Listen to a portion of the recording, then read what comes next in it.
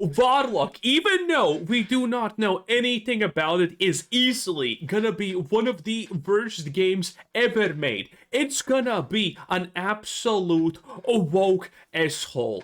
Believe me, clip it and ship it, boys. This is a prediction that's 100% gonna be true. Because you see, Warlock is made by Wizards of the Coast. Wizards of the Coast is a horrible company that does actually more wrong than Blizzard, Ubisoft, or pretty much any other AAA slop developer. Oh, yes, they are beyond woke, okay? And this game, Warlock, is going to be based on Dungeons and Dragons. You know, the thing where they made orcs into Mexicans? Well, to be fair, they actually made everything into Mexicans. Don't know why. In any case, it's gonna be bad. I have absolutely no knowledge about anything Warlock. I was actually gonna try and search for materials for it, but here we go. Here we go. Someone is already talking about it, and again, there is no way that this is anything else than woke garbage. I've been meaning to cover a particular game that was announced because it could be, emphasis on could be, of interest. Specifically when I'm the same way that Exodus seems promising and and is the next real follow-up to Mass Effect. referring to is Warlock. Now, Warlock is a game being published by Hasbro / Wizards of the Coast, which is a huge red flag. We'll talk about that later. But for now, it is a Dungeons and Dragons game of the action sort. It is an action adventure being described as such in third person, set in the Dungeons and Dragons universe, which just means the Forgotten Realms. Yes, obviously, a third person Dungeons and Dragons action game is exactly what everyone wants. Surely this is exactly what the fans want. Now, granted, to be completely fair, I have never actually believed these things when someone says, "Oh, this company only makes this type of games, so they're not allowed to do anything new." Or, you know, that you can't take something that has always existed in this way and then make it into something new. I mean, literally, Helldivers, by the way. Helldivers 2. Previously, that thing was on StarCraft type of game. And now look at it, a third-person shooter. Very cool. These days, and that sounds, on the face of it, relatively interesting. Now, in the trailer, which you're looking at now, we can see a character. Her name is Katri, who... Of course it's gonna be her story. Never think that you are important, Chud. You are not. It's her world, her story, her everything.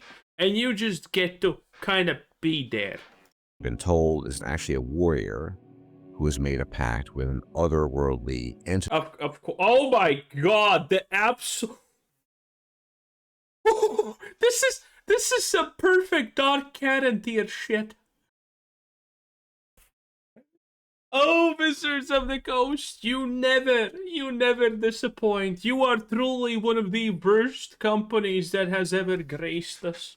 Look at this. I'm already sold that this is a disaster. Again, I already knew whatever they have is gonna be a disaster.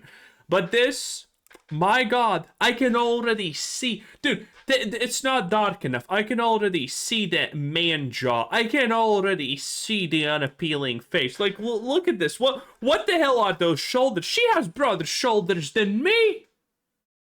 What is this? All of this is wrong. Or patron to wield dark magic, i.e., she has become a warlock. Oh, Jesus. Well, actually, it's better than you would expect, but still, wow. Now, based on the trailer, what you can see here, obviously, raven feathers, black feathers, she kind of looks raveny. I wonder who the otherworldly patron is. It's probably the Raven Queen. And for those of you who don't know, the Raven Queen is... It's the queen. This mysterious, unknown entity, sometimes referred to as a goddess who dwells in the shadow of hell. She's associated with death, fate, winter, and that sort of thing. But she's not really evil per se. Anyway, we're told that Katri has made this pact with this entity, and She is being performance captured and voiced by Trisha Helfer, who is a well-known actress. So I mean, that's good, right? And she's done I have no idea, nor do I honestly care. roles in films such as Battlestar Galactica and Lucifer, so pretty well known. Now, as far as Okay. the studio is concerned, it's being made by Invoke Studios. They used to be called Tuque Studios, and unfortunately, they don't have the best track record. They made the game Dungeons and Dragons Dark Alliance, which I believe came out in 2021, maybe 22, I remember hearing about that. Okay. which was largely a flop. So, not the best track record. So that, in addition to WotC sponsorship and publishing the game, raises some red flags. Now, the main thing about this game is that it is an action game. It's not even really an action RPG, maybe. Although, Oh my god, I just googled it. I'm gonna share the screen. Wait a minute, boys. I'm sharing I'm sharing the screen. Look at this. Oh yeah, I remember this garbage. Oh my god, that's the concept art. Oh my god, yeah. Yeah, this is absolutely. Again, this is literally Wizards of the Coast. This looks like a early predecessor to Dragon Age to Veil God. My lord, is this bad? Yeah. Wow. Impressive. As always, very impressive, Wizards of the Coast. the term action RPG is a bit wishy-washy. What does it really mean? It's an action adventure. Maybe you can think of Skyrim, maybe not. I'm not sure I'm instantaneously thinking in this situation about Vampire the Masquerade Bloodlines 2. Yes. if it's going to be completely open world, but it's going to have open world elements based on what I've read. And the emphasis is on real-time action combat, which blends magic and melee, and it will have nothing of the sort related to turn-based or tabletop RPG systems, which is to be expected in an action game. At the centerpiece of this game is the Warlock magic, the Pact, and this comes into play when it comes to exploration. There are puzzles, combat, obviously, and unlocking different paths in the world. And different types of spells can unlock new possibilities and different ways of proceeding forward. And again, this is an I'm sure they're gonna make this as bad as possible. I'm sure this is gonna have as many evoke things in it as possible. action game. It's not an RPG really in any sense of the word. And that's okay. Now, as far as the tone of the game is concerned, it's meant to be dark fantasy. It's going to be open world-ish, and it's going to be heavily inspired by D&D lore, which for me, I have to admit, is the big draw. I do still like D&D lore, even if Wizards of the Coast has botched it and bungled it and turned it inside out. I still enjoy it fundamentally. So that's probably the draw for me. And the character or protagonist, Kotri, is going to be a fixed character. There'll probably be some options for customization, what have you, but in terms Whenever it's a woman main character, it's always fixed. You know why? Because she's perfect. That's right. You can't change perfection. of what she basically looks like and the things you can do and who she is, it's fixed. Now, the release date is probably going to be sometime in 2027. There will be, in all likelihood, during summer of 2026, maybe Summer Games Fest, who knows, actual gameplay. And it is, all in all, going to be very different from what you come to expect from D&D games. Now, personally, I like the idea of an action game set in the I think that this is just gonna be literally Dragon Age the Veil God 2. This has to be Dragon Age the Veil God Tears of BS. D&D universe, but I'm also very wary. A, because of the studio Invoke, because the previous game they made, Dark Alliance, the most recent Dark Alliance that is, was a flop. And Wizards of the Coast. Wizards of the Coast is a red flag. I think in some ways they're worse than EA because they seem to be less hands-off than EA. So you... Are you kidding me? EA just puts in microtransactions. Wizards of the Coast? If they think something has a chance of succeeding, we know this from Larian, by the way, with Baldur's Gate 3. Wizards of the Coast thought that they're just getting free money from Larian because Baldur's Gate was a dead IP. Well, anything that Wizards of the Coast touches is a dead IP, technically. So they didn't care too much about it. They just thought that they're getting free money. But even then, they made it absolutely horrendous for Larian to actually make Baldur's Gate 3.